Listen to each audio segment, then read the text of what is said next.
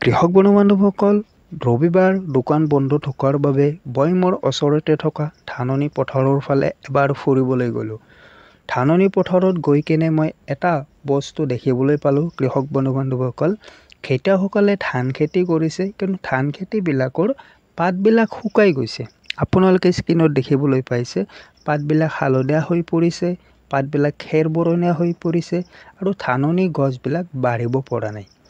এইটো আচলতে কৃষকসকলৰ বাবে এটা চিন্তিত বিষয়, কিয়নো আমি কৃষকসকলে বহুতো কষ্ট কৰি বহুতো টকা খৰচ কৰি আমি ধান খেতিডৰা কৰোঁ।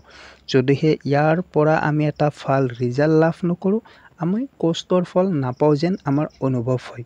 তো কৃষক বন্ধুসকল, এই টপিকটোৰ ওপৰতে আজি আপোনালোকৰ সৈতে থুলমূলকৈ কিছু আলোচনা কৰিম। আপোনালোকে ভিডিঅ'টো শেষলৈকে চাই থাকিব। বলক এতিয়া মূল কথালৈ আগবাঢ়োঁ। কৃষক বন্ধুসকল, ধানৰ এবিধ ৰোগ আছে। ৰোগটোৰ নাম আপোনালোকে চাগে শুনিছে, তুংগ্ৰ ৰোগ। ই হৈছে ধানৰ ভাইৰাছজনিত এবিধ ৰোগ।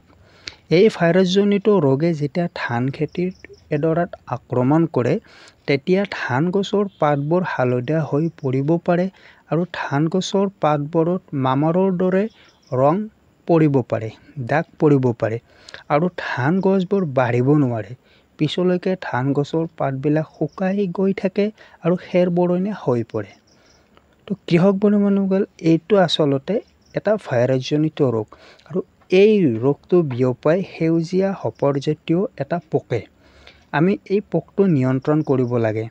আমি খেতিয়কসকলৰ আৰু এটা ধাৰণা যে আমি সাৰ ছটিয়াব পৰা নাই, কিয়নো বৰষুণ অহা নাই। বৰষুণ নহাৰ বাবে আমি ধাননি পথাৰত ক্ৰপ ড্ৰেছিং কৰিব পৰা নাই। ক্ৰপ ড্ৰেছিঙৰ বাবে আমি ইউৰিয়া সাৰ আৰু পটাছ সাৰ ব্যৱহাৰ কৰোঁ। আমি ভাবি আছোঁ যে ইউৰিয়া সাৰ ছটিয়াই দিলে আমাৰ ধান খেতিডৰা সেউজীয়া হৈ পৰিব, ধান খেতিডৰাৰ হালধীয়া পৰা বেমাৰটো কমি যাব, পাতবিলাক শুকাই যোৱা বেমাৰটো কমি যাব, লগতে আমাৰ ধান খেতিডৰা সোনকালে গ্ৰ'থ ল'ব। খেতিয়ক বন্ধুসকল, আমিতো ক্ৰপ ড্ৰেছিং কৰিব লাগিব, এইটো সত্য কথা হয়, কিন্তু আমি ধান খেতিডৰাত যে এটা পোকে আক্ৰমণ কৰিছে, আমি সেইটো লক্ষ্য ৰাখিব লাগিব। তো কৃষক বন্ধুসকল, এই হপৰজনিত পোকটো আমি নিয়ন্ত্ৰণ কৰিবৰ বাবে বীজৰ দোকানৰ পৰা আমি ঔষধ কীটনাশক এটা আনি কিনে পানীৰ সৈতে মিহলাই স্প্ৰে কৰিব লাগিব। ডাইমক্ৰন নামৰ এটা আপোনালোকে কীটনাশক পাব, নাইবা উস্তাদ, এইবিলাক কীটনাশক এটা আনি কিনে ধান খেতিডৰাত যেতিয়া স্প্ৰে কৰিব, তেতিয়া এই হপৰজনিত পোকটোৰ পৰা আপোনালোকে বচাব পাৰিব ধান খেতিডৰাক। লগতে আপোনালোকৰ কষ্টৰ ফলখিনি আপোনালোকে পাব। আৰু ইয়াৰ বিষয়ে যদি আপোনালোকে আৰু অধিক জানিব বিচাৰে, তেতিয়াহ'লে আপোনালোকে কৃষি বিজ্ঞানীৰ সৈতে যোগাযোগ কৰিব পাৰে। কাৰণ চব হেৰিতে সাৰৰ বাবে নহ'ব পাৰে। কেতিয়াবা কিছুমান পোকে আক্ৰমণ কৰিলেও এই ৰোগটো দেখা দিব পাৰে। এই ৰোগটো এটা ভাইৰাছজনিত ৰোগ। এৰাতিৰ ভিতৰতে এডৰা ধান খেতিৰ পৰা আন এডৰা ধান খেতিলৈ বিয়পি যাব পাৰে।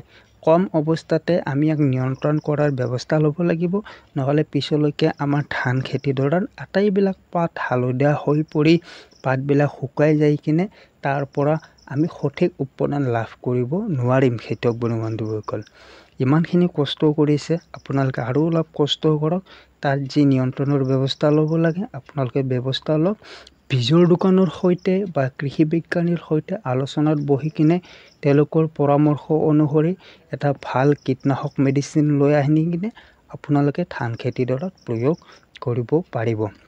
তো কৃষক বন্ধুসকল, এইখিনি আছিল ধানৰ তুংগ্ৰ ৰোগ ভাইৰাছজনিত ৰোগৰ ওপৰত। তো আপোনালোকে যদি সেই ভিডিঅ'টো চাই ভাল পাইছে, তো ভিডিঅ'টো লাইক কৰিব, শ্বেয়াৰ কৰিব, কমেণ্ট কৰিব, লগতে চেনেলটো ছাবস্ক্ৰাইব কৰিব। তো ধন্যবাদ। জয় অসম।